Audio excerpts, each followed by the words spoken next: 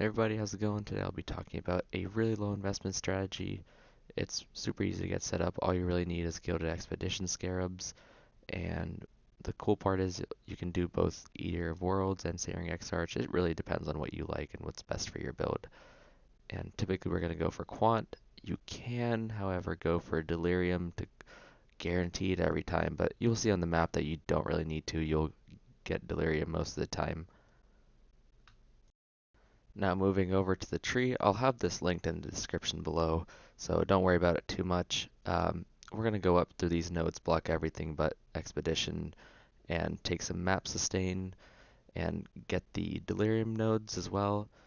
We're also going to go ahead and go up onto the right side of the tree, and we're going to grab everything for map sustain, Expedition, and we're going to block some stuff and go all the way up to some more Expedition. Off to the left side, we're going to grab Eater or X-Arch. It really doesn't matter. It's just a difference in like a point or two. What's really important is that we grab as many quant nodes as we can. It's okay if you don't have your atlas all the way done and you're missing a couple quant nodes. Just make sure you have all the Delirium and Expedition nodes and the Eater or X-Arch nodes filled in. That's the most important for now. And then you can fill in the quant and maybe a little bit on the top side of the tree for map effect. Something to note is that we get only the most important things. We don't really care about like clusters and stuff. We just want Delirium to show up, and also we just want more layers if your build can handle that. If not, take that off. We want more rewards as well, which is nice always. And yeah, that's pretty much it for this mapping strategy. There's not much more to it. Yeah, you can add in some more scarabs if you'd like, but the point of doing this is you don't have to go buy scarabs and you don't have to go buy or make your own sextants and all that stuff. It's a lot easier. You just pop some stuff in, grab some, gilded expedition scarabs and just blast maps.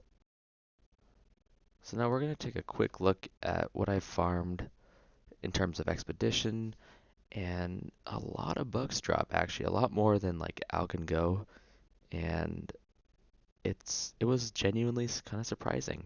The goated scarabs just have so many more runic monsters. They just drop like crazy, and I've also been using a lot of the coins as well that dropped, so whatever you saw there is like used up. And I'm gonna show you guys how like a map will be. Sometimes you get the delirium, sometimes you don't.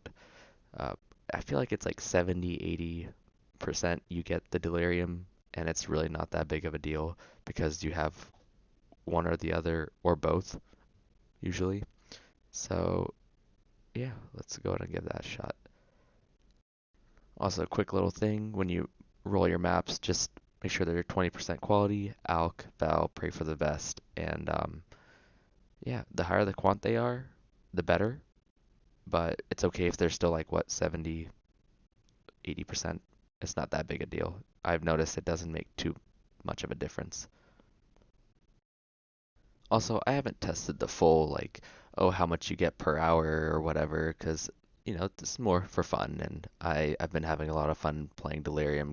I didn't have to actually buy Delirium orbs and all that crap, and it's fun. So I thought you guys might like this as well. But it does make some pretty good currency, especially since you can actually do the books yourself.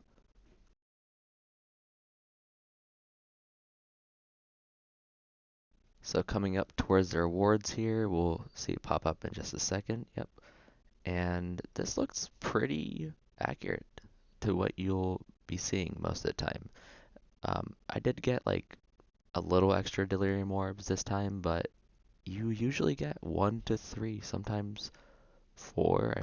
I think I've gotten 5 one time, but it's pretty insane. And I'll show you guys something cool a little bit later after this map. Another small little note that I was wanting to make is whenever you do these maps, right, every 24 or something like that, you get the Exarch or Eater of the World's invitation. And that should pay for pretty much all, if not more, of the gilded scarabs you invest in. So not only will you be making a ton off of the books themselves and delirium, you'll also be getting more scarabs back. When coming up on an expedition, don't spend too much time looking around. Just look around for a quick second and grab as many runic monsters as you can because that's what drops the logbooks and mainly the currency as well. Um, it's really important. Don't really focus on the chest too much. Like, just make sure it doesn't have any mods you can't do, and if you can, throw in maybe stack decks or, you know, logbooks or, currency, something like that. But don't try to like force it. Just try to get as many runic monsters as you can, regardless of the chests or what they say. I noticed by doing this, I was actually dropping way more logbooks and just a lot more coins in general. And that pretty much sums up a map. And something really cool that I like to do as well, if I have some blue essence on the side, I like to take these delirium orbs and change them. Here we got a little unlucky, but typically you'll be changing these into delirium orbs that are worth a lot more, such as the chaos one, the diviners, and mainly the skittering. The skittering ones are worth so much right now. When you do change it, typically you'll be getting like the chaos one or the diviners one, and that's fine. Just stop and then, keep rolling the other cheaper delirium orbs. You'll also be getting a ton of simulacrums, which is great. And another little thing I like to do on the side is roll flasks. You get a ton of flasks by doing this, and just roll it to something decent and put it up for like 30, 40 chaos. Takes like 2 seconds. So a little bit of extra profit there as well. So that pretty much sums up the entire mapping strategy. Um, if you guys like this video, please like and subscribe. Helps a lot. Thanks for watching. I'll catch you on the next one.